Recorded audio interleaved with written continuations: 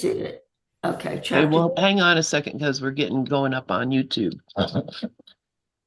And it looks like Pal Talk is coming open for me finally. I had to reboot everything. All right. Are you guys live on YouTube? Do you see it? Yes, I see that. Okay, good.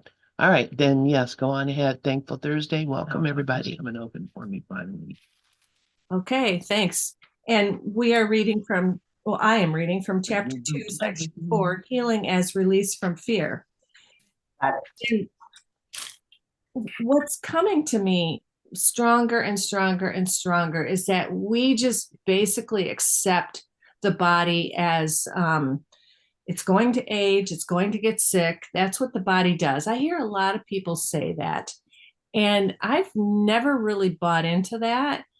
And yet I've felt wrong for thinking that no, the body's in need of no defense, it'll do what it needs to do and you don't have to worry about it.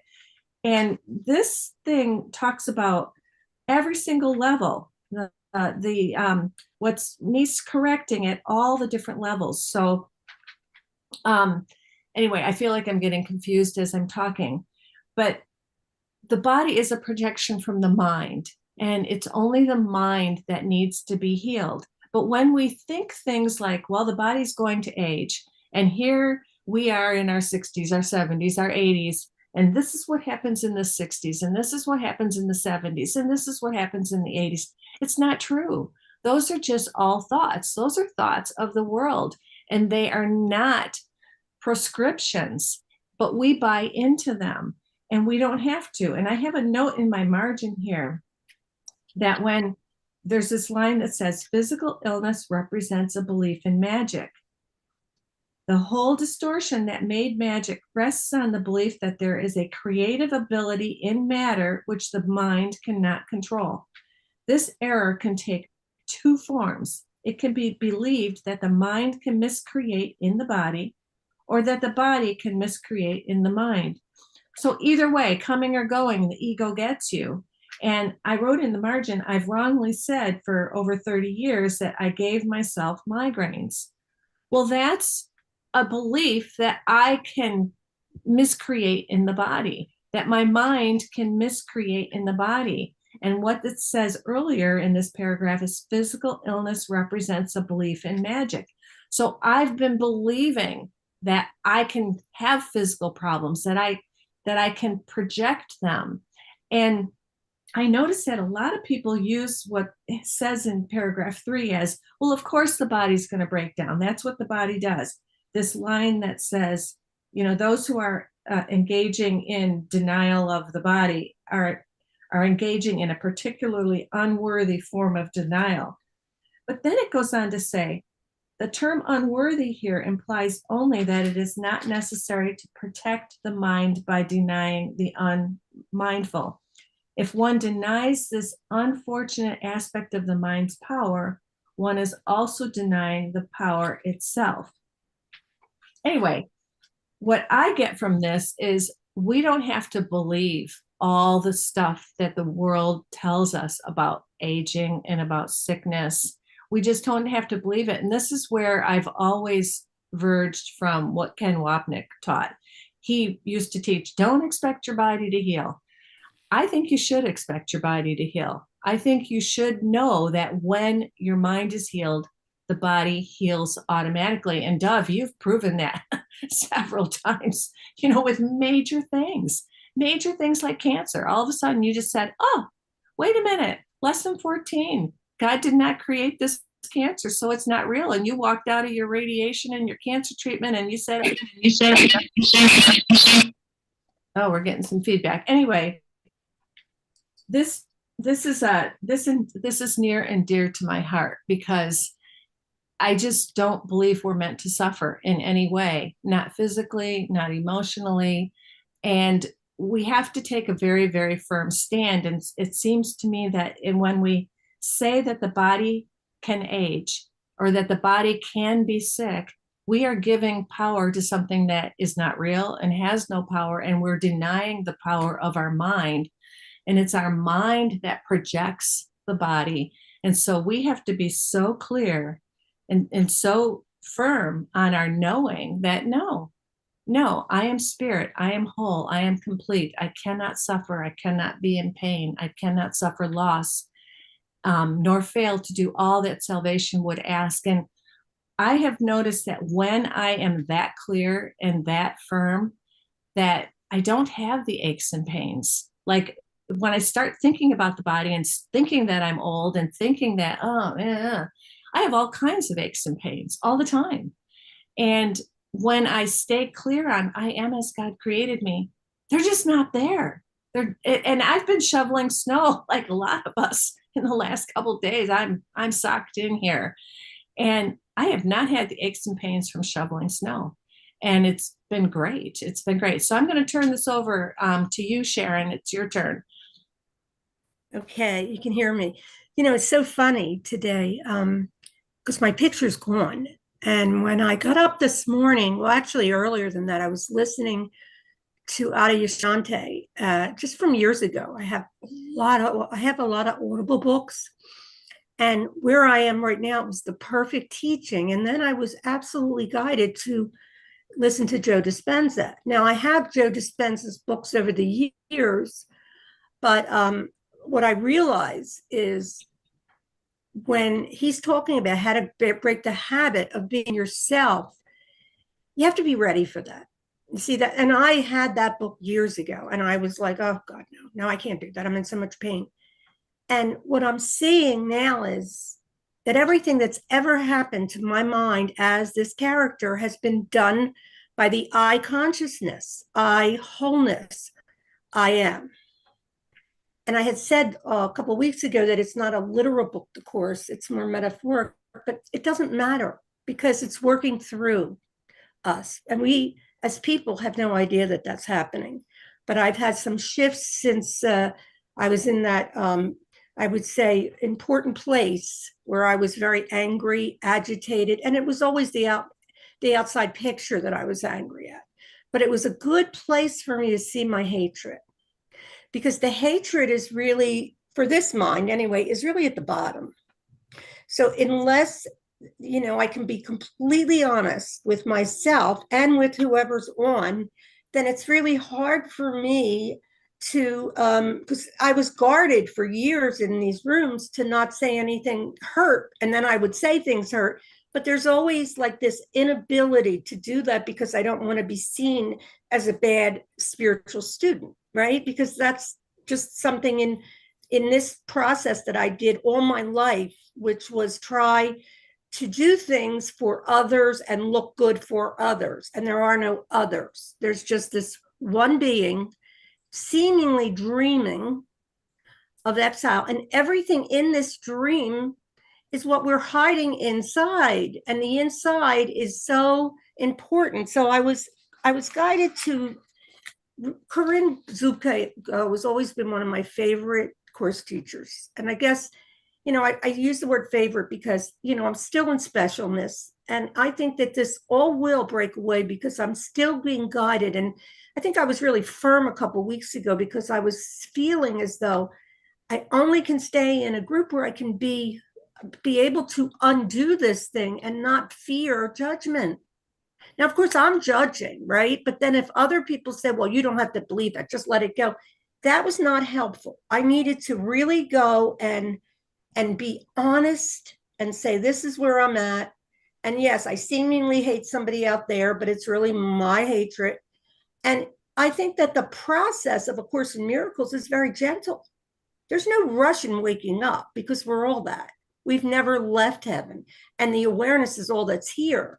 So when I went to Corinne's, course, it's about the clairs, and that's getting away maybe from the course, but she's repurposing the body, and she has like now I don't know her well, but I happen to love her bubbly, empathic nature, and it's something that I can actually identify with this warmth. And this group was like, it's an hour and a half every other week for 3 months.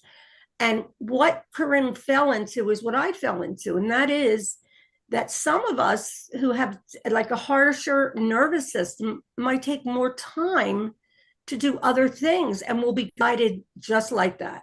Where, I mean, there's some beings that feel the course was enough. And I think that's true too. But there's no one here that has the same curriculum. They can't.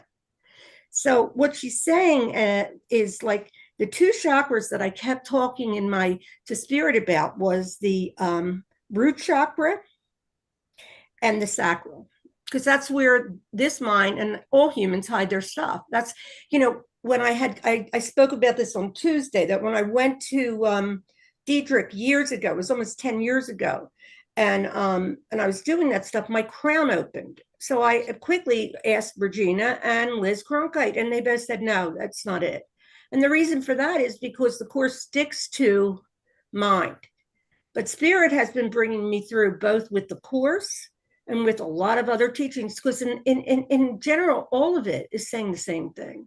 I love the course because it's a training of the right mind to come forward and for the wrong mind to either fall away or balance out.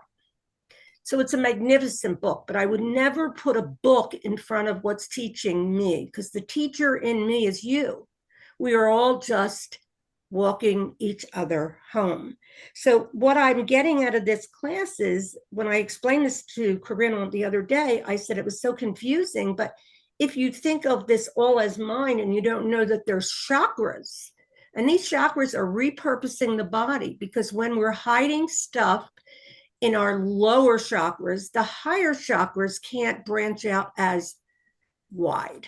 So what I'm excited about is I know that it's my dream. I know that I, as consciousness, made it up, but we are all making it up all the time. In every moment that I want to get into the ego thought system and say, I don't like this and I like that, I am stalling a little, but at the same time, spirit is never, ever going to leave any of us from getting all of this. Because I mean, if anything, I felt years ago that I was so unworthy that I would never get this. And I spoke the other day about Regina, because she was always like a trigger for me, because, you know, that's perfection and Sharon's just not perfect. And that's how the ego saw her, right?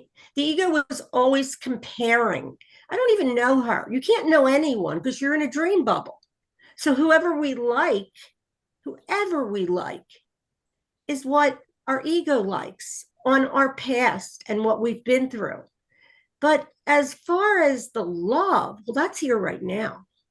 The Christ that we long for is here. It's the space. Now, this happened in 21 when I had this shift, but I knew that there was more to come. And I don't even know how long, you know, to actually believe that the whole ego thought system will fall away is really not up to the ego. It's up to spirit, you know. And I don't know anything except right now. And right now, I'm learning a lot about the root. And I just want to say, you know, what Ken's basically saying, and he is a phenomenal teacher. I mean, I love him on all levels because he was never arrogant with these teachings. And I think that's because of all his psychology, you know, before him. Because, you know, sometimes I witness, and this is just, you know, discernment, that some teachers end up thinking they really know what's good for everyone, and they don't. You can't. It's impossible, because the dream bubble is Sharon, and Lori has her own dream bubble. And so if somebody likes me, there's a part in them but I don't usually like militant people, right? So the ego saw Regina as militant. And actually, my husband, who is the best guy ever, actually was in the military, and he's so fun. But when I first met him, I was like, oh God, is he another military guy? So you see, none of us really know what's good for us, but the willingness is in the mind. Now, when I say I am willing, I am not talking from the ego. This book has never talked to the person. This book is just giving us a refresher of what we did and how we made this book as the one son, right?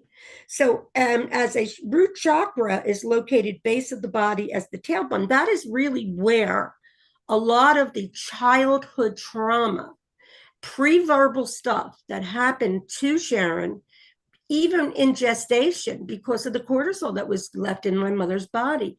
So, because of spirit, I am being guided in an individual curriculum, and I don't have any expectations to tell anyone to do what I do.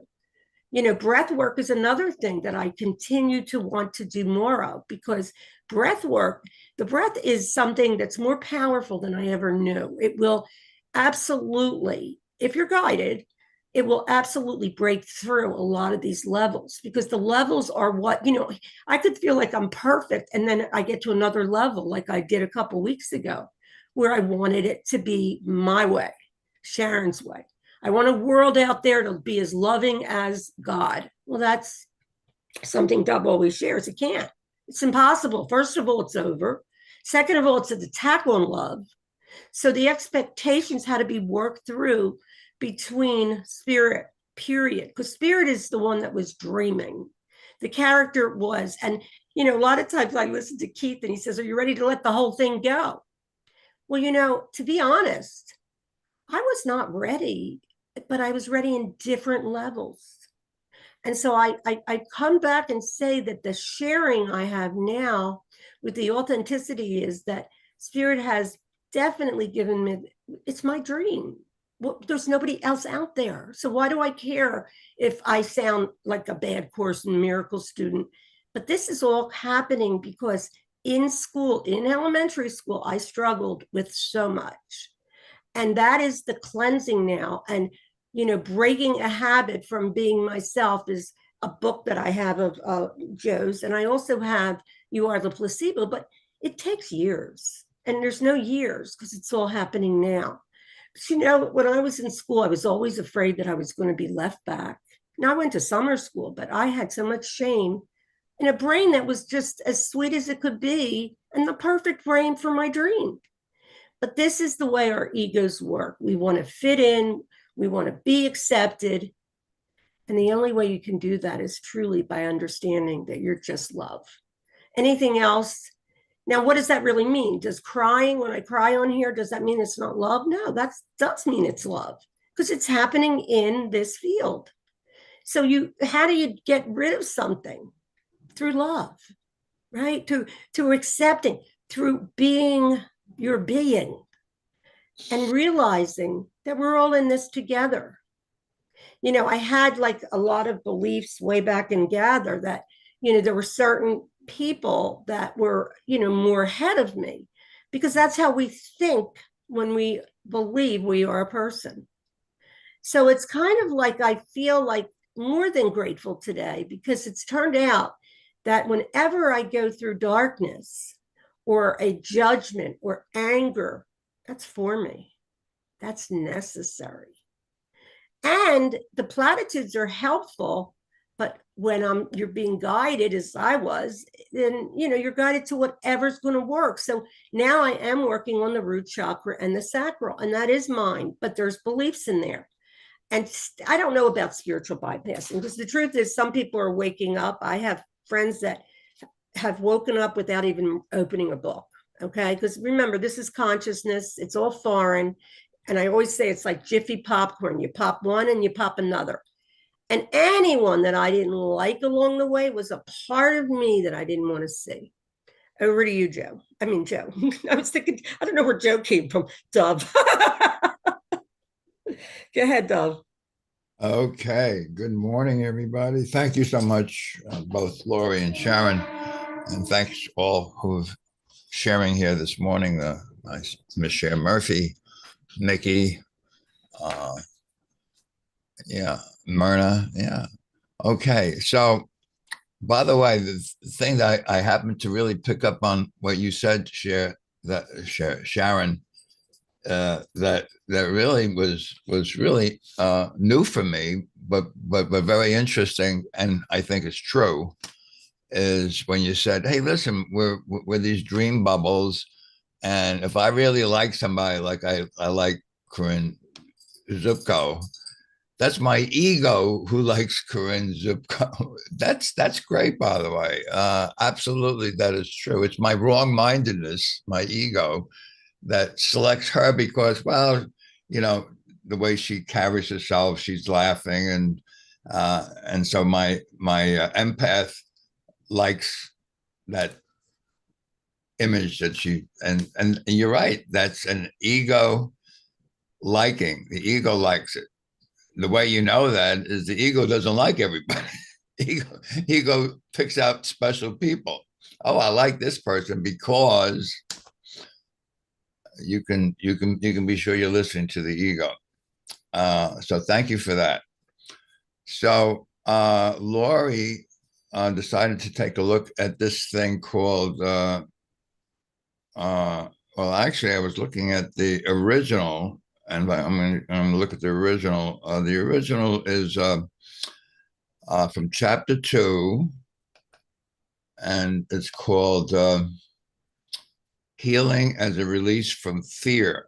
Now, I noticed that Laurie started on paragraph 2, but I was thinking, why not go back to paragraph 1 where it starts? And it's really, he's telling you, you know, it has nothing to do with I don't want to have pain in my body anymore. I don't want to suffer. I don't want to feel miserable. I don't want to feel depressed. I don't want to feel sad. Now that's the ego actually speaking again. It says our emphasis is now on healing, and the miracle is the means, and the atonement is the principle, and healing is the result. To speak of a miracle of healing is to combine two different orders of reality inappropriately. I actually have this in the chat, and I don't know if I put it up in the chat yet, but I guess I should. It was not. Let me see if I put it in the chat. I think. Hold on. I gotta make one little adjustment. Okay, so everyone can now read. The body cannot create, and the belief that it can is a fundamental error produces all the physical symptoms. So, you know, we're consumed with, you know, the body, the body, this, we don't use the word body. We say, oh, my, I have a pain, I have this. But what's really going on is that we're living in a mind that is fearful. You know, the course starts out, there's only two emotions. One is love and one is fear. And when you're in fear, you cannot know the truth of love because the fear is pushing the love away. So healing in the course has nothing to do with anything to do with symptoms, which is the body. Healing has to do with accepting the atonement.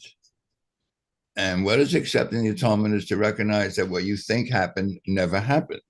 That is true healing because it removes the source of guilt. The guilt is what brings the fear of punishment. There's a word fear of punishment, and you can look at punishment many different ways. You know, I don't want to die. I don't want to get sick. I want to protect my body. I want to protect myself from people I don't like. I want to protect. And the course is saying, no, you can't protect what doesn't even exist. You can correct your mind because the mind is the only place where there's anything that's creative. So as long as you're thinking of the body, you're right back in the fear that the ego is. The ego is fear. Literally, the ego doesn't even exist. But if you're into something that doesn't even exist, which means I'm listening to the voice of my mind, which is the ego, which doesn't even exist, I'm going to be in fear because the ego has nothing to do with creation. Creation is love. God didn't create the ego. That is why you don't have to worry about the ego. You really don't even have to worry about the body. Getting back to what Laurie was starting out with, which is about the aging body. I was going to not write a book. I was going to do a course called Aging Body, Timeless Mind. So what I noticed for myself, and I'm 84, is that sure, the body ages. There's nothing that you can do about that, really. I mean, the body just ages. But what is that going to do with your mind? Absolutely zero. So a timeless mind is one that, even though in years, which is time, which is the vast illusion, I'm 84, I really feel 44, even though my chronological age is 84. Happy says, I agree with all that. He says, you're really 44 for me, Dad. So my willingness to cleanse my mind or purify my mind, which is the word the Course uses. Remember, miracle principle number 7, the only principle of the 50 miracle principles that you are responsible for. And I got that from the good Reverend John Mundy. The only miracle principle that you are responsible for is number 7. And it says miracles are everyone's right. Yeah, we are the Son of God. The Course of Miracles is for the Son of God to remember the truth of who he is. But then it says, but purification is necessary first. So the purification is certainly not of the body, even though the ego says you got to purify the body, baby. No. Purify the mind means you're not listening to the ego at all. You're not listening to the ego. You realize that you are as God created you. You are the Christ. You are immune. You are eternal. And as this light glows in your mind, the fear falls away. Literally, I'm experiencing that like right now as we're speaking. I am not this body. I am free. I am still. Key word is still. You're stilling the mind. You're not listening to the babble. I am still as life created me. Yeah, I am the love. The love is eternal. There's nothing outside of the love of God. Nothing. That's why accepting the atonement takes away anything called guilt. And guilt is the quote cause of all sickness, illness, suffering, etc. Because guilt demands punishment. If you think that you're separate from the love of God, which is impossible, you're going to be sick. And I'm not talking about the sickness of the body. I'm talking about the sickness of the mind. And with that, I'll pass it on back to anyone. Myrna, Nikki, Michelle, Lynn. Okay, wait a minute. Let me just turn on the video. This is such an amazing subject for today for me. I mean, this is so incredible. At the end of October, I had a heart valve replacement. I wasn't afraid. They say it's not a terrible procedure. It's an easy procedure. And I had that procedure on October 23rd. Anyway, what happened was the following day, I was ready to be released from the hospital. And minutes before I was signed the release form, I had fibrillation of the heart. My heart started to beat at 200 beats a minute. And that set off bells and whistles and sirens. And anyway, they brought it back to normalcy. And they kept me in the hospital a couple of more days. But I kept thinking, oh, my God, what if I had gone home? This happened at home, because, you don't feel good. Myrna, yoo-hoo. I think she's Hey, right. are you hearing me? Okay, good. Yes. Okay. So I came home, and what started to happen was that I was very erratic. My blood pressure was erratic. It was up, it was down, it was all over the place, and they couldn't figure out why. Anyway, in fact, it got to the point where it was so bad that the Wednesday night before Thanksgiving, I went back into the hospital. The doctor took me back into the hospital to see what was going on. They really couldn't figure out what was happening. They put me on blood pressure medication. Anyway, last Tuesday night, okay, I was on, with Lynn and Regis and Rico, and the subject turned to fear. And everybody, stated what their fears are. Anyway, afterwards, I began to think about, what is my fear? I'm not afraid of dying. I'm not. I know that about myself. And I recognized that my fear was that I was afraid that this was going to happen again, that I was going to be alone, and that my heart would, that I would have the same problem that I had in the hospital. Because what I thought afterwards was that, gee, I was so lucky not to have been alone. This happened in a perfect place. It happened in the hospital. But the fear was that it was going to happen again. But I didn't realize this until I thought about that. What am I afraid of? I'm afraid that this is going to happen again.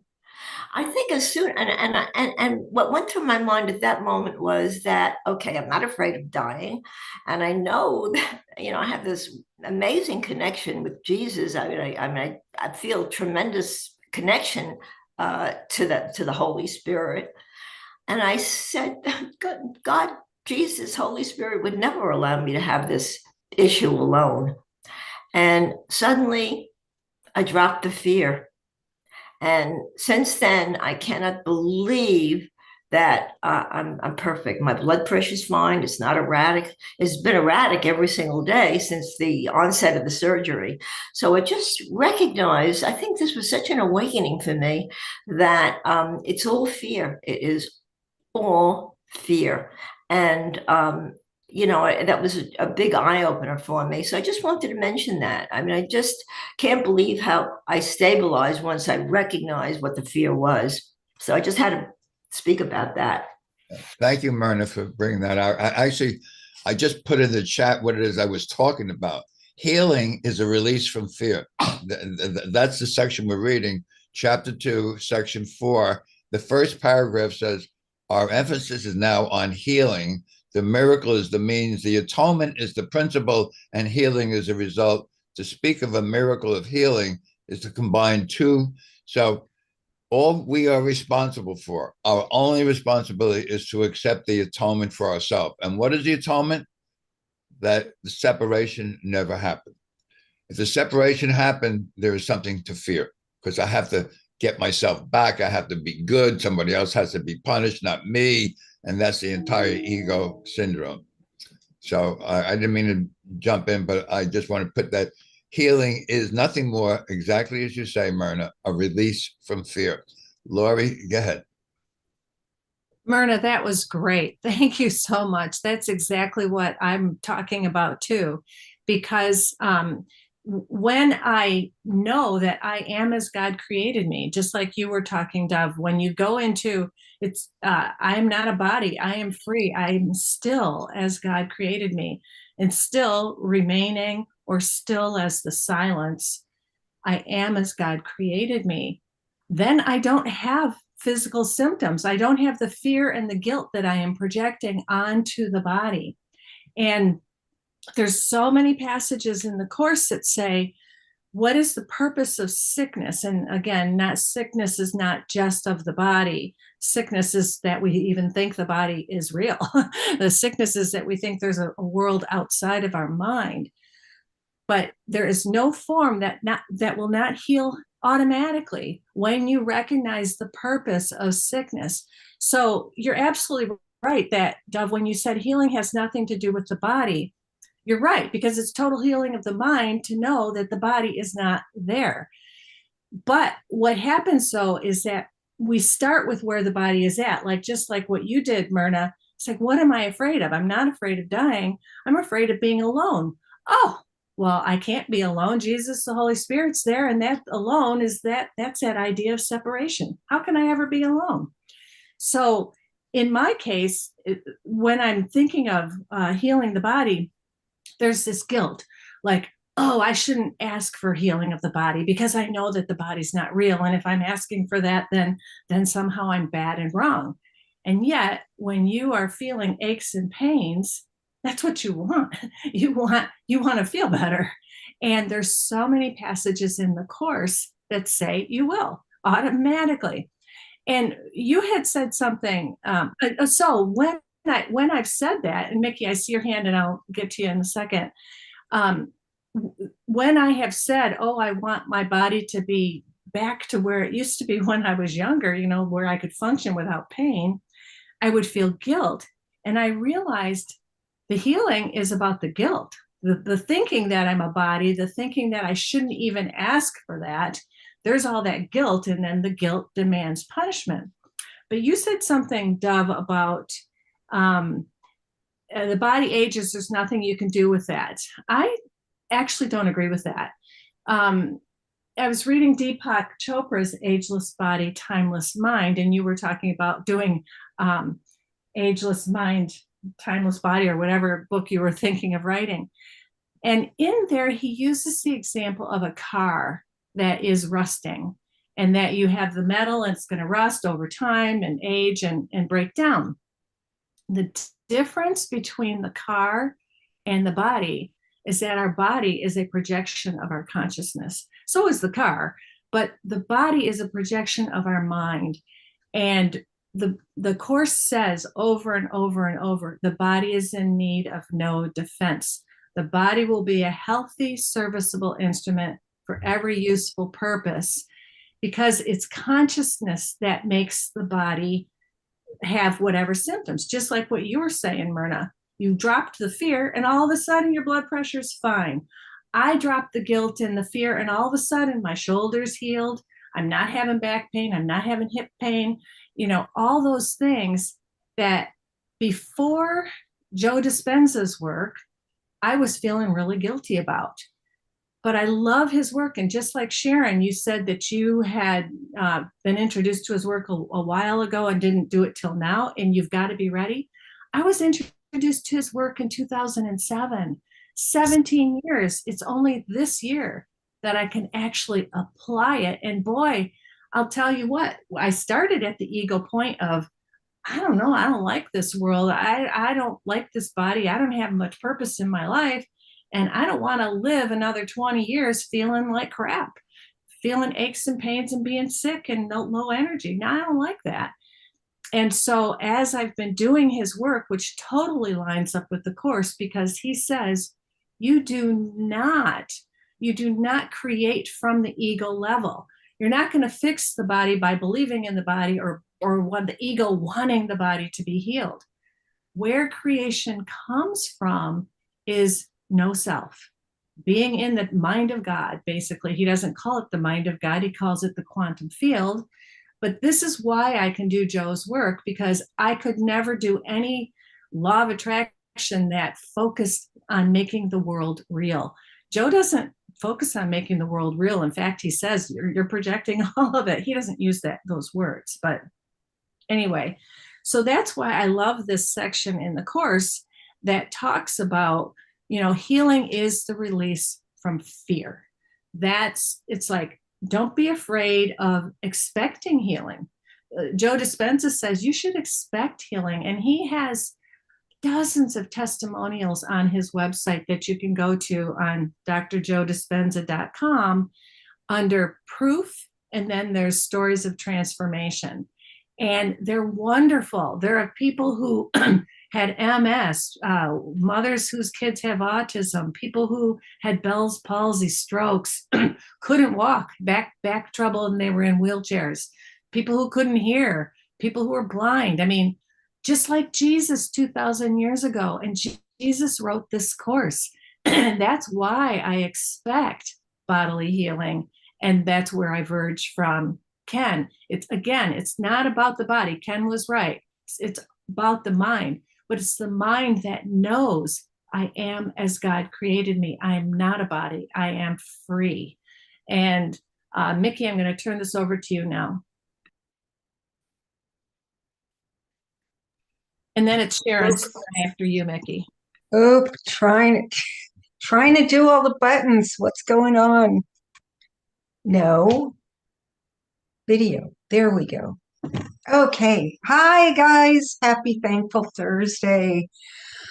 I got sidetracked because I was so into what Lori was saying that I forgot what I was originally going to talk about. But this is something that is so convoluted in the Course community. Do you heal the body? Do you not heal the body?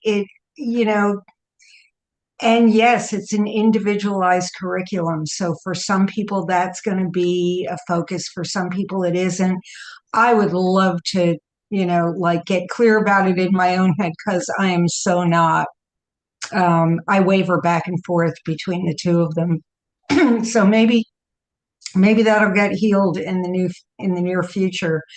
But what really struck me was what Myrna said before about she realized that it was a fear of being alone. And I woke up, I got to tell you guys a story about I went to a retreat last week, a Course in Miracles retreat. It was amazing. I felt like my heart exploded open. So many miracles, so many just transcendent moments. And I get back home, and a few days later, I woke up in abject terror.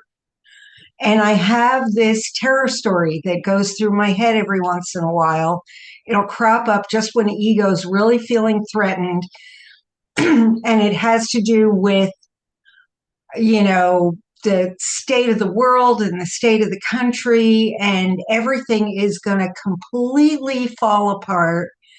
The economy is going to collapse, and we're going to be thrown back into pioneer times. We're going to be back to horse and buggy, and there won't be any internet. And oh my God, I'll be alone because I won't be able to see you guys. And I won't be able to see all my other people that I meet with on Zoom so many times a week. And I'll be left here, in this town in the middle of the South. We're going to get overrun by, rednecks and people, evil doers. And I mean, it just spirals out of control. And this usually happens at about 4 or 5 in the morning. And I wake up and I'm alone and there's nobody to talk to. And when Myrna said that, I realized, because it goes through my head, oh, the collapse of the world, the collapse of the internet, I won't be able to see it. And I never realized how much I fear being alone and abandoned. And Myrna just really brought it home for me. And Lori, when she clarified what Myrna was saying, it's the fear of being alone. And I think we all have it because humans are social animals. We really want to connect with other people. We do it constantly, unless you're a hermit, and want to meditate in a cave for years. We want to be together. And, that's why this is called Gather. We want to be together. We don't want to be alone. And we all have that. I think it's an intrinsic fear that we all have that, oh my God, what happens? I have a number of friends who are married or part of a couple, and their biggest fear is if their partner's going to die before them. We don't want to be alone.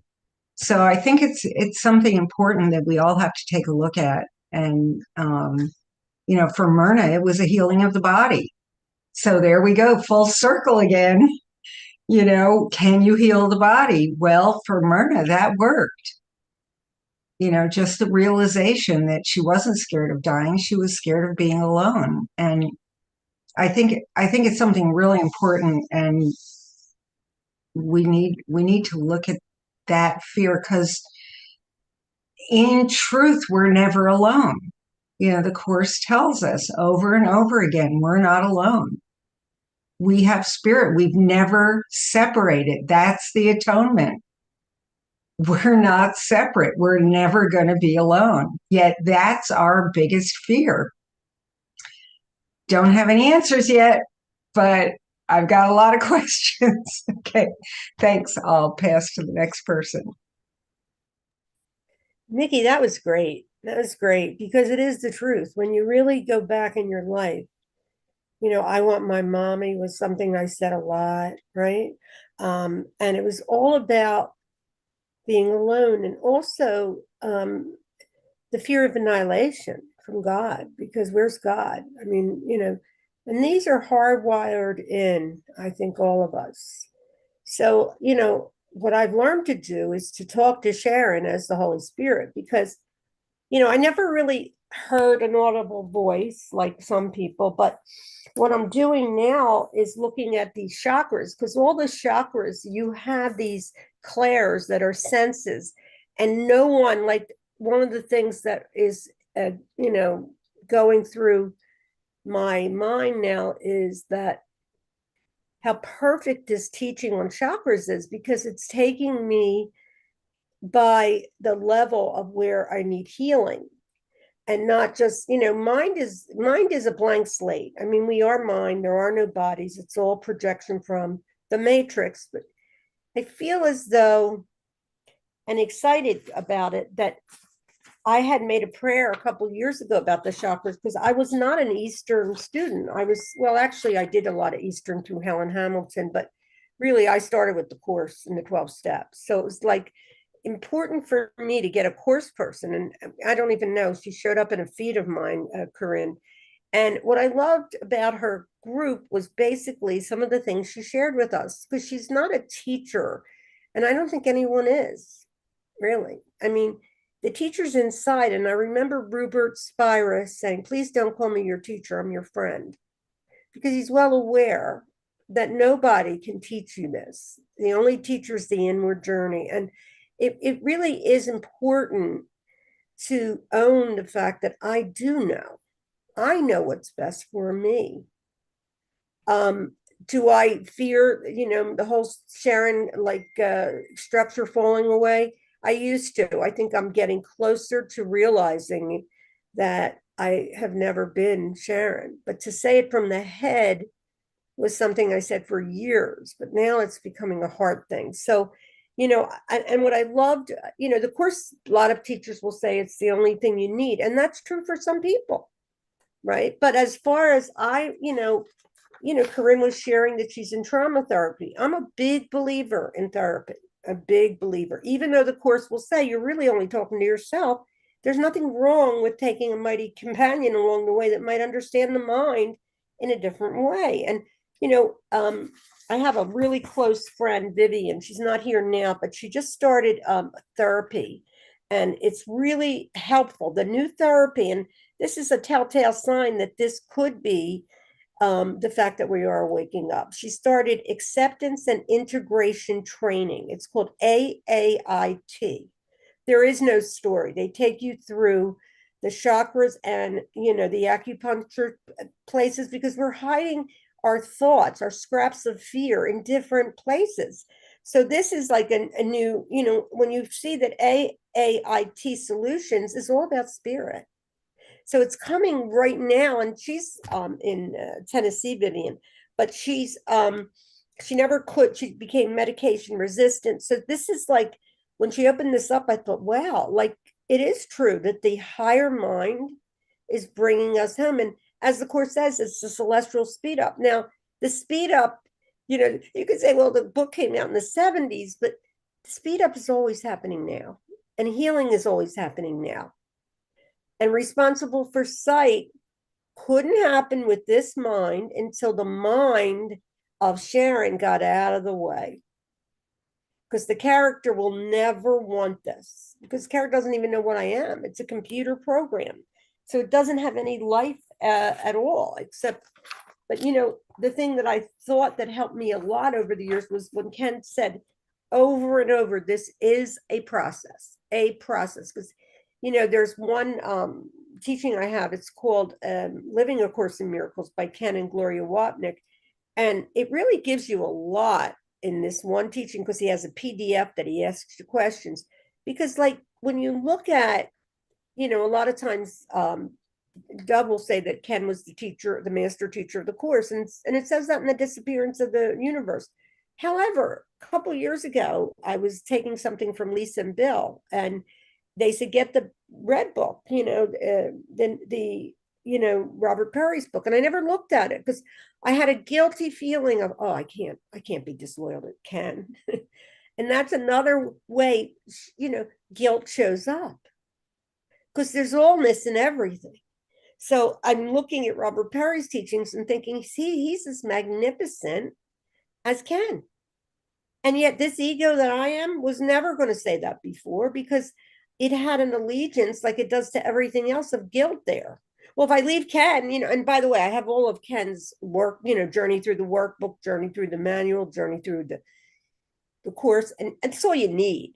But it's flavorful when you can open the book of Robert Perry's and look at all the things that weren't, and they were guided perfectly, Ken and Helen, to do what they did. But Robert also was guided to get this stuff out. And there's a lot of, in his book, there's a lot of talk, or enough talk, about energy, because that's all that's really here. God, higher consciousness is God. As far as, like, when I say higher consciousness, the Course gives us a gift.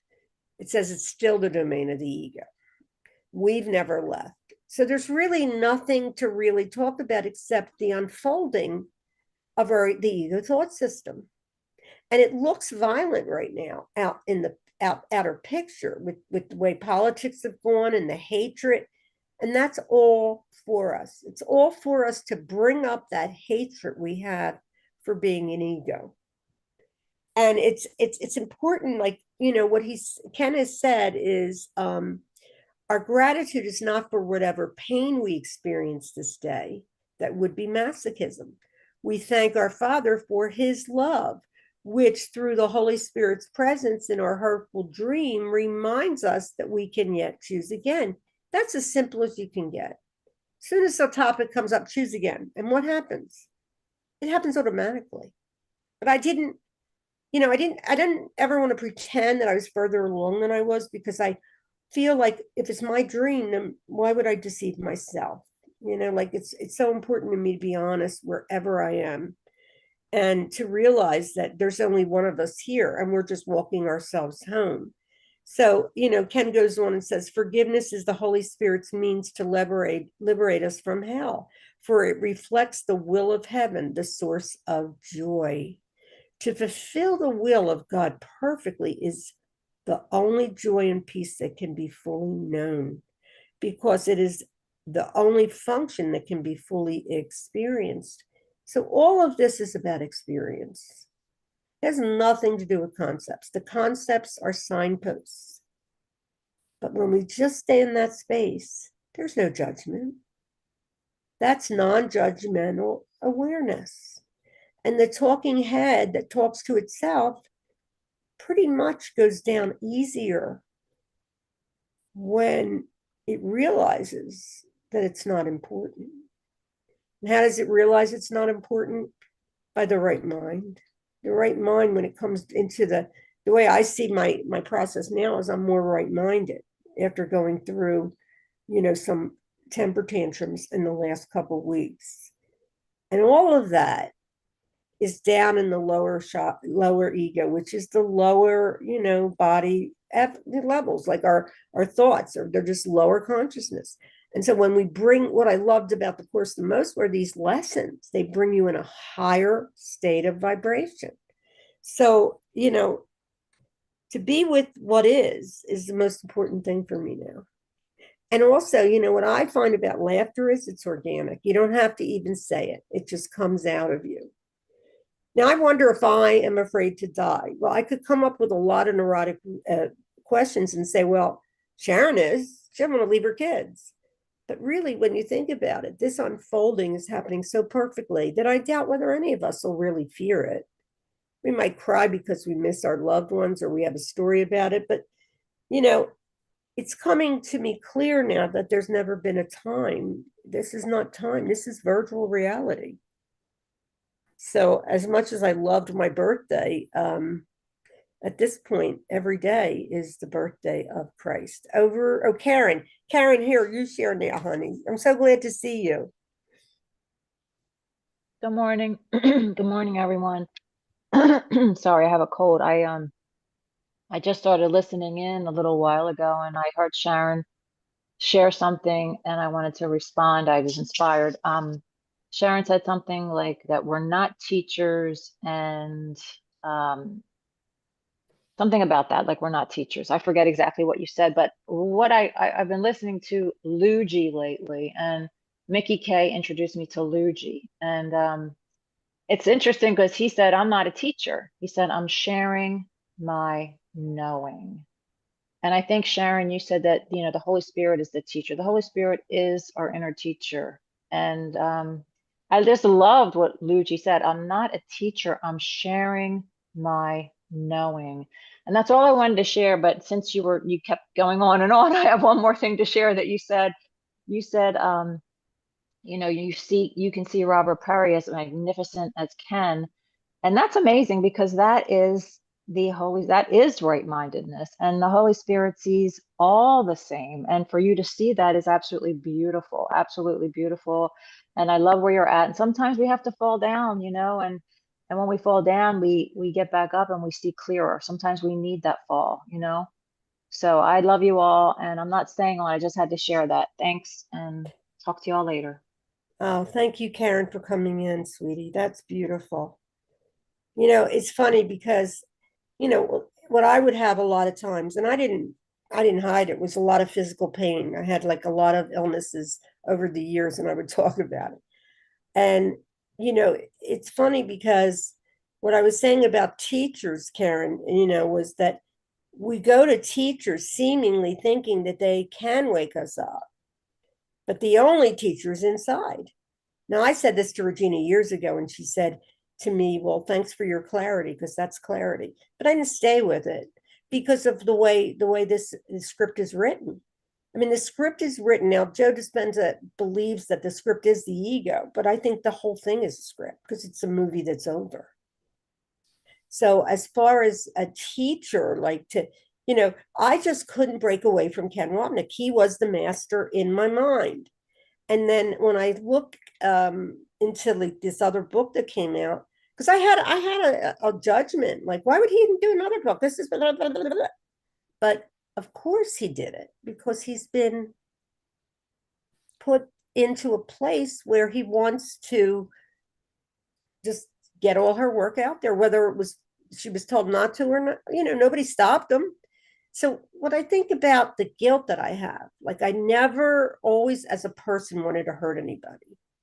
And pretty much because of the sensitivity I am. So when I would hurt somebody, my ego would go crazy. It would just beat the crap out of me for days, right? Because you're not supposed to hurt anyone. Of course, you're always hurting yourself because it's only you.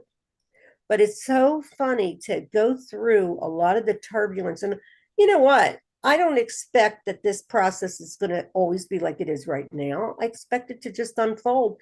But the constant reminding that Holy Spirit walks with me is the most important thing. Anyway, over to you, Dub.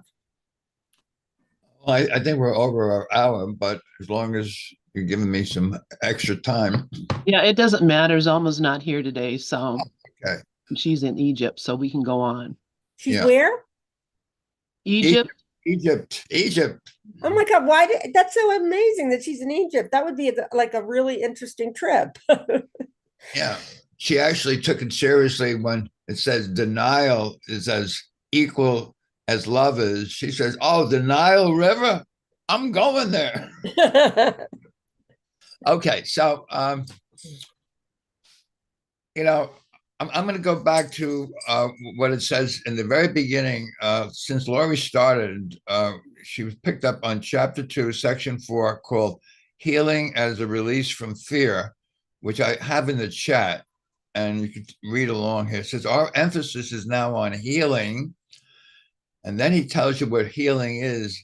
It has nothing to do with any of the things that we usually think, well, I'm going to read some book. I'm going to get the formula for this. No. It's simply accepting the atonement. He says your only responsibility, he doesn't tell you have 2 or 3 things to do. He says your only responsibility is to accept the atonement for yourself. Now, what is atonement? I want, this is my own experience. I used to say, hey, Jesus, I know I'm supposed to accept it, but what is it? And what it is really inclusion. Is to include all your brothers and sisters as one. It's the joining. It's the joining, which is the reminder of the oneness that we always have been. And I think I pointed out a few times, chapter 6, section 2, is called the Holy Spirit's alternative to perception. And everything in this world of, well, I like this guy, I don't like that, is all about perception. It's all perception. Perception is seeing things that are really not there. Literally, you're using the body's eyes, the body's ears, and the body's brain, which belongs to the ego, to see something that's not really there. But it makes up a story about what's not really there. And it says, well, I like this, I don't like this, I'm right and they're wrong, and this and that. So as long as you get stuck in that thing, basically the mind is sick. The mind is sick because you're in your wrong mind. So how do you get from your wrong mind to your right mind? And that's a key question, which Ken Wapping does address. The easiest way to go from your wrong-mindedness to your right-mindedness is to look exactly at what you do with your wrong mind and not judge it. Because the wrong mind does judge. That's judgment is, I'm condemning myself to guilt because I see the guilt out there. So I just perpetuate the belief in guilt. Atonement, or my willingness to not judge, says that we are all one and the same and equal. Oh, there's a good word, equal. And all are included. Inclusion invites atonement automatically. So you need to do nothing for atonement except to include all the same equal. Now, it may not appear equal in this world of illusion, and that's exactly what it is. It's a dream state. In fact, I just came across another scientist who says this world is really a computer simulation. That's how scientists look at it. It's, what is a computer simulation but artificial intelligence? And as AI becomes even more popular, more people beginning to realize, oh, wait a minute, what's the difference between AI and this world? You got to laugh. Oh, that's my last comment. Yes, into eternity crept this tiny mad idea of separation from the love. And I remember not to laugh. I took it seriously. Now, if you're a Ken Wapnick fan, you know that his final workshop just before he passed, which he did in September of 2013, was taking the ego lightly. Taking the ego lightly. And taking the ego lightly is another way of saying don't believe a word you hear, or don't believe anything you see, because none of it really means anything. And of course, it gets right back to lesson 1. It doesn't mean anything. Just in case you think it means something, go on lesson 2. You got to laugh. On over to anyone who wants to take the mic. I can. Okay. To make some comments on what different people said. So, Mickey, you were talking about being back and forth, back and forth. And I've found, and maybe you have found with other things too, is that when you make a really firm decision, a clear decision, I am not going back and forth on this one. I am committed. And even though that ego voice is going to speak up and say, you're full of crap, you can't have that, or you can't do that, or you can't accomplish that, or when you just know that the ego voice is going to say things like that, and you just keep going, nope, nope, nope, nope. And you stick with your clear decision. So let's see, I don't know, I dated it. Okay, it was in October. Yeah, thumbs up, right?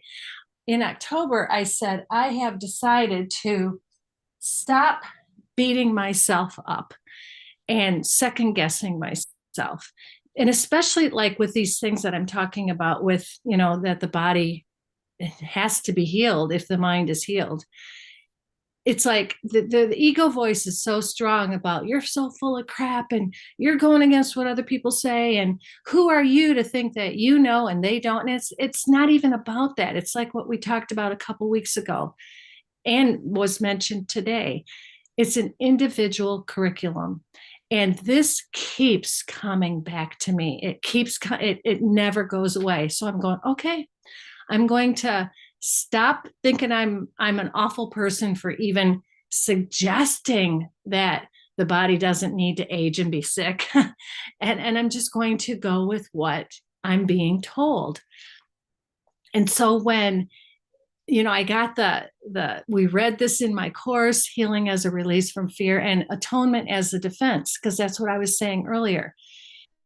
Our only responsibility is forgive our illusions and accept atonement. And when you accept, I am as God created me, how can you be sick in any way? You can't be. You can't be, because you're not even identifying with the mind.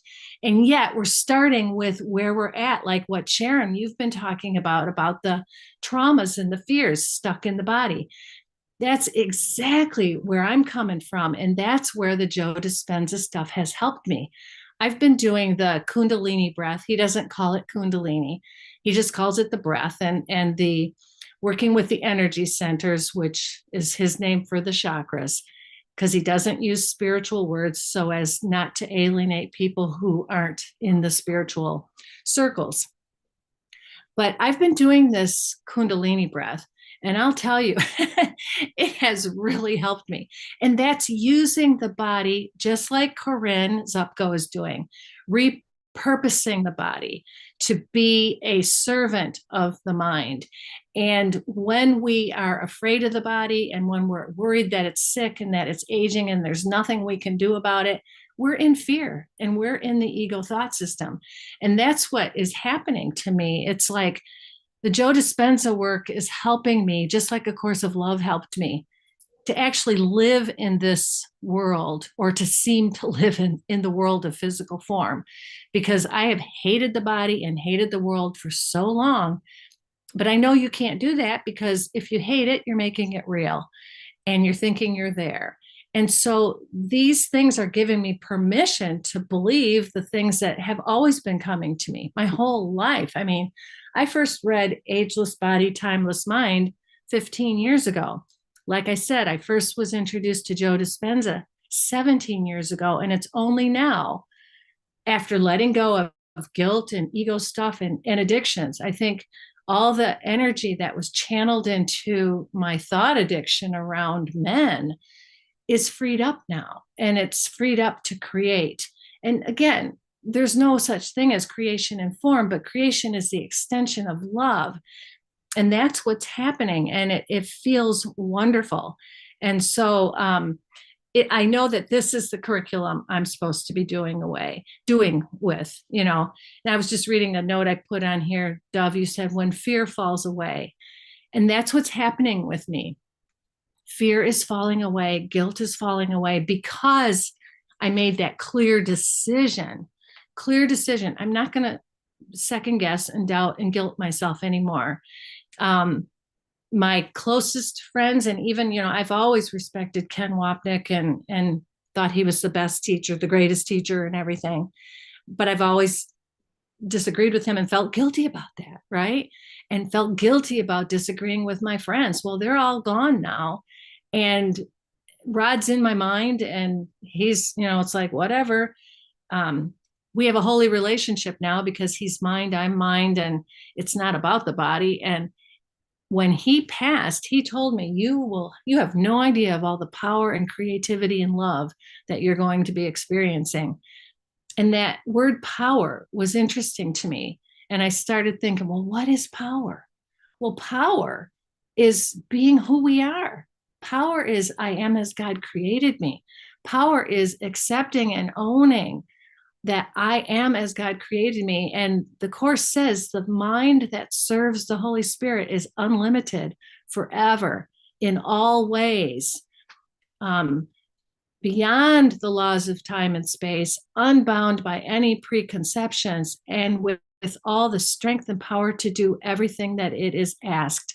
And that's in lesson 199. I am not a body, I am free. And I keep reading that and going, well, this keeps coming to me. It's like, do you want to keep wavering and guilting yourself and feeling like, well, I shouldn't think this way? Somehow this must be wrong. Well, everybody gets it in the end. Who are you to think that the body shouldn't be sick or age? Everyone gets it. And it has nothing to do with that. Those are just all ego voices. It's about accepting atonement. I am as God created me. So I'm going to let this mic go to whoever wants to pick it up. I will, Lori. Thanks so much. A couple of things that went through my head while you were talking was something that I heard from a teacher years ago, and I can't remember who it was, that said, absolutely, we can heal the body, but that's level confusion. And the reason why they said it was level confusion is that it's inconsistent. If it were a law of God, everyone everywhere would be able to heal instantaneously. And because so I think that yes, absolutely, we can heal the body. Absolutely. But the only way that you can do that is to know with every fiber of your being that that's going to work, that it's going to happen. If you have any doubt whatsoever, if there creeps in even the least little bit of doubt, it's not going to work. So some people can do that and some people can't. I'm sure that not every person who goes to a Joe Dispenza lecture heals during that lecture, and it's because maybe it has something to do with the script that we've already written, that we're living, that some people are going to be able to do this and some people aren't. If your script is that you're going to get a disease and die, then that's your script. I'm very confused about this, clearly. Part of me really wants to believe that we have, we're completely in charge of what goes on in the world of form. And another part of me doubts it. So, I totally respect what you're saying, Lori, and part of me agrees with it. And part of me just has this niggling doubt in the back of my head that no, you're not going to be able to do this. So until I change my mind about that, I'm never going to be able to affect change in the body using my mind. So I would love at some point, if you want to dedicate a session to this and really show us how to do that, I would love it. So back to whoever wants to talk. Well, I'll talk unless someone else. I want to answer some of the things that you were saying, because I've had all of those same thoughts. And who knows? Who knows? I think you're right that for some people, they're meant to get a disease and die. Like with what really shook my faith and hit me so hard, as some of you experienced with me, was what happened to my partner, Rod. And when he had a stroke and then couldn't move or talk for 6 months, 7 months, it was just horrifying. But I don't think he was meant to continue on. I think that he was meant to leave the body. Now, did he have to do it in that way? That was his script. That was what he needed to do. But I also think there were some ego things in there. But how do I know? I do not know what anything is for. Lesson 25. I have no idea. But I think that we have to go with what is our person, what we're given, what each of us is given in our individual curriculum. And I see your hand, Mickey, and I'll turn it over in a minute. But I wanted to go to lesson 253. Myself is ruler of the universe, capital S self. It is impossible that anything should come to me unbidden by myself.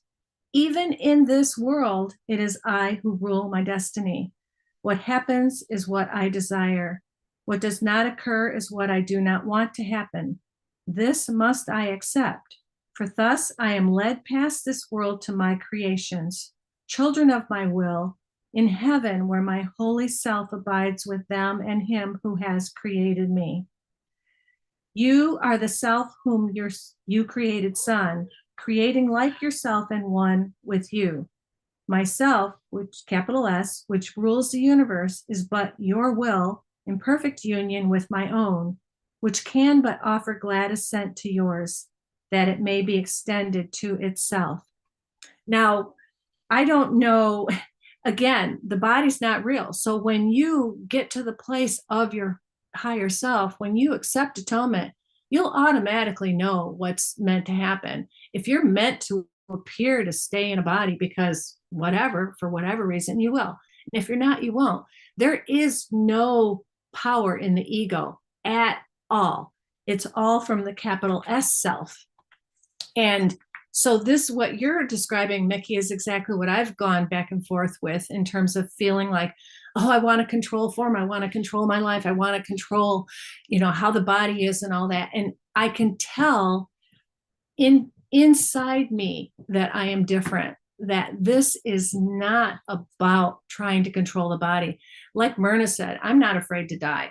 I don't care. I don't care if I stay in this body. I really don't, except for my grandkids. But this is more about expression of the self. For me, it's about, health. Like we say God is, and we cease to speak. God is, love is, life is, wholeness is, health is, abundance is. And so when I'm doing this stuff, it's to reflect myself, reflect I am as God created me. And I don't feel like I'm trying to gain anything in the world like I used to. It used to be to shore up my separate life.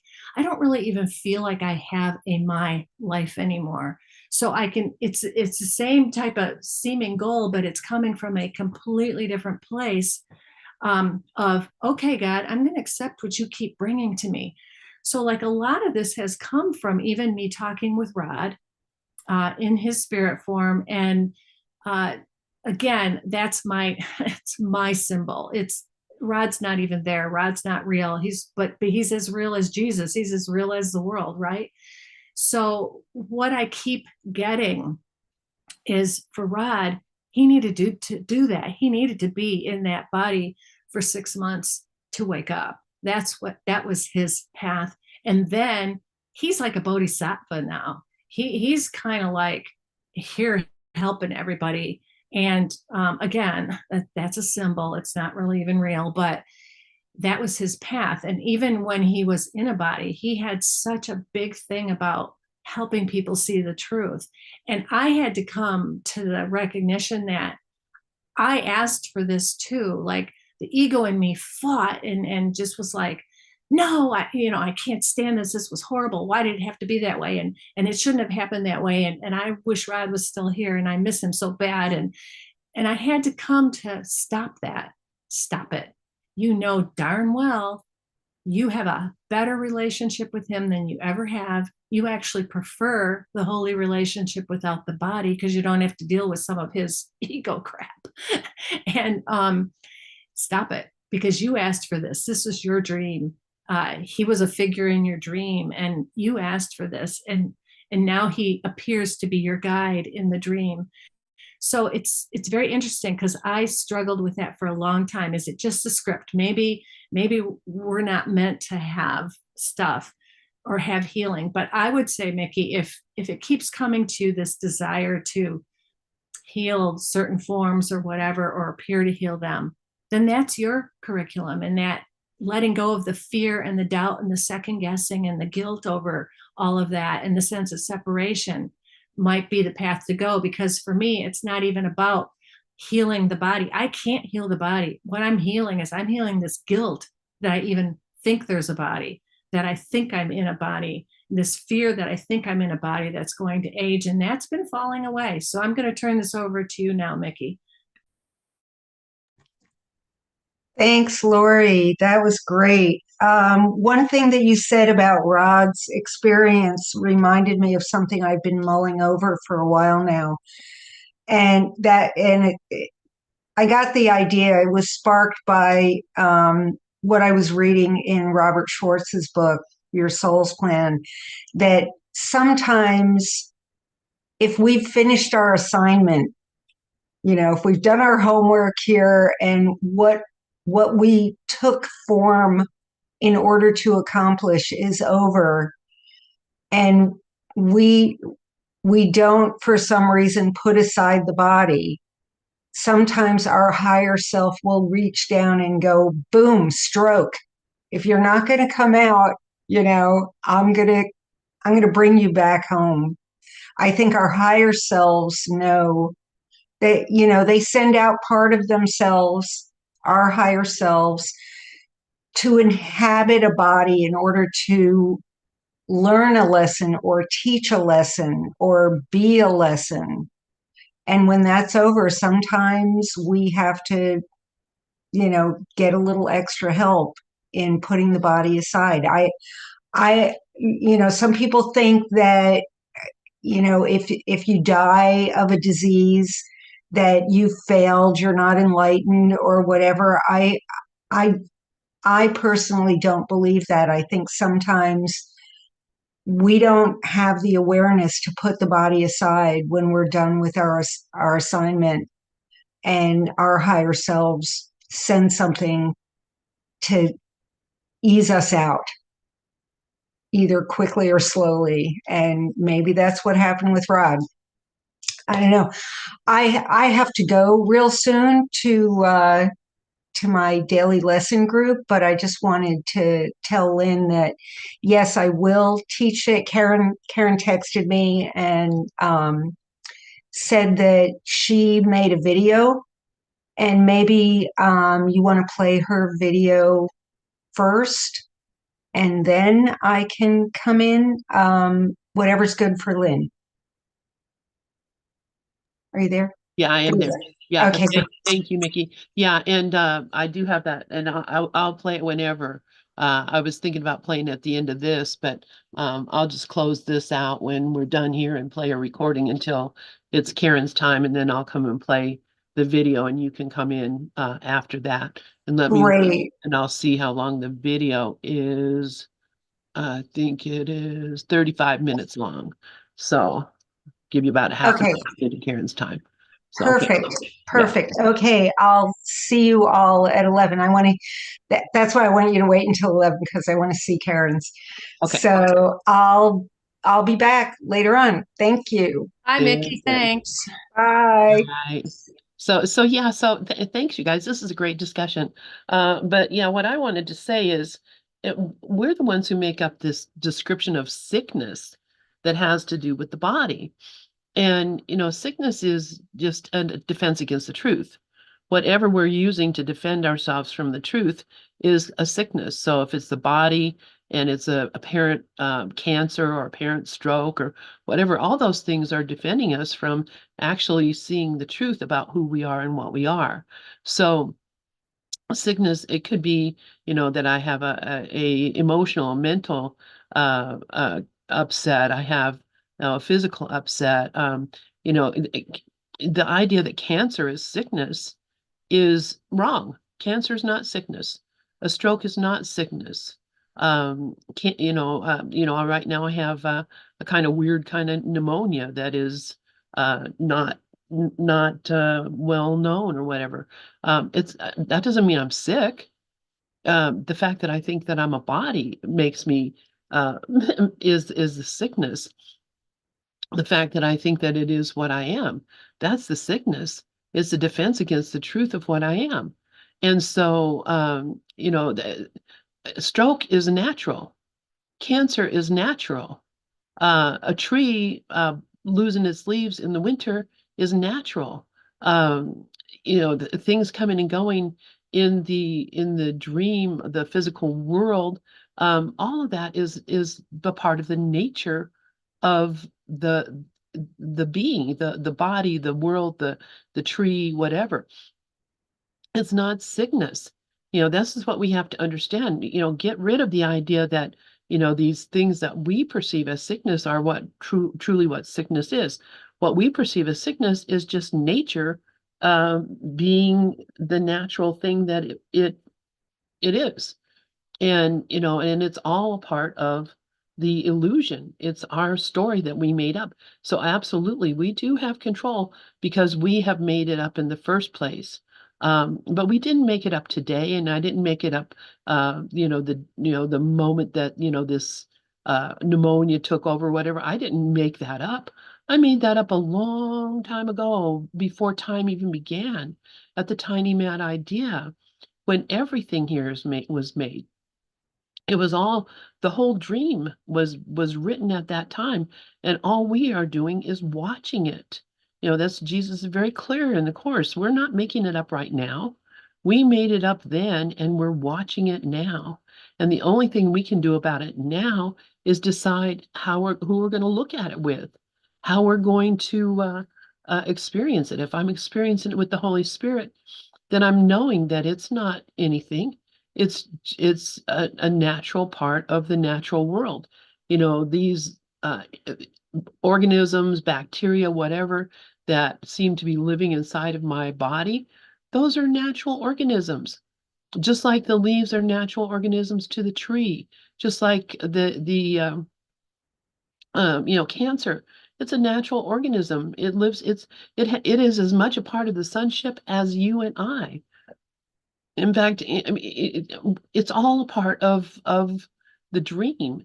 So, the idea that, something went wrong because you got cancer or had a stroke is erroneous. It is really just a story that, that I'm believing, that is preventing me from seeing the truth. It's defending me from seeing the truth. And so when I stop looking at it and saying, well, this is really bad, and this is really real, and this was a bad thing that this guy died, and this was a good thing that this thing happened, and that I got this healing, and all this idea of it, this theory of right and wrong is my story. It's my story that I made up, and I'm continuing to believe it, even though, it happened long ago. And so I think, if I can just get rid of the idea that something that happens to this physical body and this physical world, politics or religion or what's happening with culture or society or any of those things, when I can, get over the idea that that has anything to do with me at all, and recognize that it's just part of the dream. It's a part of the dream, and either I'm believing the dream and being thinking I'm being affected by it, or I'm recognizing that it's a dream and knowing that nothing in this dream can affect me in any way at all. That's what my experience is going to be. So I know, people have different ideas about that, but and ideas, think what you like. I mean, you're not going to affect reality by your belief or your thinking. So anyway, that's what I have to say about that. I see Lori has her hand up, so go ahead, Lori, please. This is such a great discussion. And I agree with everything you said, Lynn. I think you're absolutely right. Cancer, strokes, all those things are just part of it. And this is a great example of the individual curriculum, because you are one of the people I've always highly respected and still do. Always have, always will. And your curriculum and mine are so different. Like we had that big difference on the vaccines, and you have learned, your body has been a learning device for you, just as all of ours are for each of us. And I've always admired your ability to stay positive and happy and loving, even when you've had all these physical challenges. And I agree with you that that was created long ago, made up in the dream long ago. So it's like your script or whatever seems to be to to work through that and to go, yeah, it's I'm not that. I'm not that pneumonia. I'm not whatever is going on in the body. My script, but again, it's not even personal, seems to be to take the opposite track, because I go to manual number 27, What is Death? And it talks about the natural way of the world where, the trees that the leaves fall, and the cancer that takes over the bodies. And it says, no, would a benign creator make all of this? And the answer is no. It's like death is the one thought that underlies everything. So I guess you could say you don't see cancer and stroke or leaves falling as death, which again is absolutely true. We give, all the meaning we have to everything we see. For me, my experience physically and stuff is it does feel like death. And so it's again about healing of the mind, of believing in death, because it could be in the script for this body that something like that happens. And I have to get to this place of letting go of the belief in death and letting the body just disintegrate with cancer or whatever. But what's being given to me right now is, no, that's not the path or the script for this life. And again, it's the same thing. It's the healing of the mind that puts the meaning to the form and goes to the place of I am as God created me. So you can go to I am as God created me while the body appears to be sick. For me, the I am as God created me is like, oh, this is the Joe Dispenza. The seeming healing of the body is my path, but it's all the same thing. It's about healing of the mind and not feeling guilty or not feeling afraid, knowing that guilt and fear are part of the illusion. And what makes me feel so good is that I don't feel any contention or need to argue this, because you're right and I'm right and we're both wrong, because it's all ego and it doesn't matter. And I used to feel like I had to like push this opinion or really teach it, and it's like I don't even feel that anymore. That's just not even there. That's not even what this is about. And I am just so grateful for the falling away of the guilt and the fear. And just because if I had to argue it and push it, it means I don't really believe it. And so I'm getting comfortable with what is being put on my plate. You're comfortable with what's on your plate, and it's all cool. And I'm just so grateful for this venue and these dialogues. So I'm going to let go of the mic. No, thank you so much, Lori. And yeah, it's beautiful, and we're all on our own. We're all on our own path, and we all have our own, whatever it is that we're here to heal. And I appreciate that. I, I have over the past several weeks, been what I would consider being on the verge of death. I felt like I was going to die. And I really, I wasn't worried about it because I thought, what's my family going to do? Or, they're going to be sad without me, or I won't be here to take care of them, or any of those things. I wasn't thinking about any of those things. In fact, in a couple of times I was like, please, let's go. Because, because, it's not a pleasant thing to not be able to breathe. And I've spent a lot of time looking at recently how many, especially since COVID, and my niece actually, died from COVID, according to the way we look at it, and she died because she couldn't breathe. And so, breathing is a real important thing for the body. It seems to need it, which I've noticed that quite a bit. But but and I've contemplated a lot about, here I go, death is, the funny thing is, who I worried about was Gather. I worried, who's going to take care of Gather? Who's going to run this? Who's going to take care of that? Of all the silly things for me to be worried about when I thought I was going to be dead, was, you guys. Yeah, and we're just having a open discussion, Gloria, and so please take the mic. I'd love to hear what you have to say. Good morning, everyone. Glad to be back. Glad to be here. I love what Lori shared about the individual curriculum. And I think that, we try to sometimes fit everything into a box, but it really comes in when we gain that communication link to the higher mind, to the Holy Spirit for ourselves. There's no right, there's no wrong. There's just God's love unfolding before us and we open to accepting it when we're willing and ready. And everyone can only speak for themselves. And I know from my experience and, being minutes from death and, having the NDE that, we come back and we can only share from our own personal experience.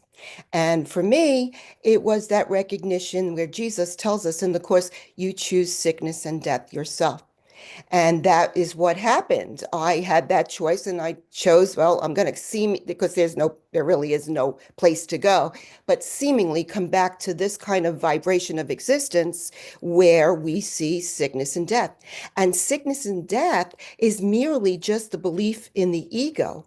And that's the only thing that really needs remedy and that we need protection from is the ego thought system. With that said, of course, then we come into this greater practice of I'm not a body and I'm free. I'm as God created me. And, I've done the course for many years before that experience. And I thought I had a really good grip on that, but not until that near-death experience could I really relate to I'm not a body. And that, we recognize that when we're here, what we're projecting out there on the world is our own unresolved guilt, the part of the fearful voice of the ego that we still listen to, that we still have a belief in. And, I think for me, this became a dying daily to the remaining aspect of that personal sense of self. And of course, the Course teaches the ideas of sin and guilt, the judgments and grievances, all of that identifying us with a body, which is sickness and death. So for me, the whole goal is all healing is of the mind, because as we accept that what we seemingly see here as a body is a projection, an image of our imagination, which Jesus tells us we've given all the meaning that it has for us, then we really can look at it as an opportunity. And, do we want to fix something in the dream? I mean, yeah, it depends on where someone is at with it.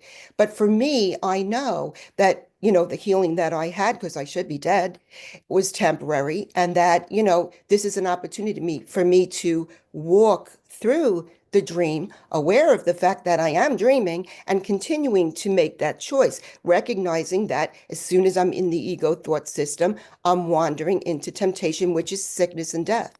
So I love the conversation. I'm glad I made it at 10. And thank you. Thank you all. And I think that it's very important to remember that this is an individualized curriculum because there is nothing outside of our own mind. And the way we escape from trading in an illusion for a better illusion is through accepting the holy instant where we receive the guidance from the Holy Spirit, the higher self, that part of our mind that remembers God, because he tells us there's only one problem and one problem to be solved, and that's that we don't know who we are. So if we are willing to take that time and move into the holy instant where we experience ourselves as that Spirit of God, then this is what we're here to do, because less and less are we then projecting out there on the world those fearful thoughts of the ego. Thank you. Thank you, Gloria. And yes, exactly. And Lori is asking if you'd be willing to retell your story of the NDE, which I would love to hear again if you feel like it. But as you're thinking about that, I just want to point out this one place in the Course. I mean, he implies it so many places, but this one place in the Course where he talks about how Jesus, was projecting his body. And of course, I always say this, you always hear me. The name of Jesus is the name of one who was a man, but saw the face of Christ in all his brothers and remembered God. So he became identified with Christ, a man no longer, but at one with God. The man was an illusion, for he seemed to be a separate being walking by himself within a body that appeared to hold his self from self with a capital S. So it's keeping himself away from himself, as all illusions do. Yet, who can save unless he sees illusions and then identifies them as what they are? Jesus remains a savior because he saw the false without accepting it as true. And Christ needed his form that he might appear to men and save them from their own illusions. So he was projecting a body in form. He was not a man of body, a man in a form. He was a projected a body, which seemed to be just like everybody else, keeping themselves away from their own true self. But he was projecting it, and in that projection, it was because he was able then to use the body to speak to people, to show people, to walk through walls, to say, these things that, you think are limiting are not. It's impossible. And so the body itself is an illusion. Okay, so and you know what? I'm going to go ahead and I'm going to close down the YouTube. So I think this is a good time to do that. And so if you would want to do that after I shut this down, Yeah, I would. sure, that's Okay, fine. all Yeah. right. Very good. Well, thank you everybody for joining us here on YouTube, and we will be back later with Mickey and Karen.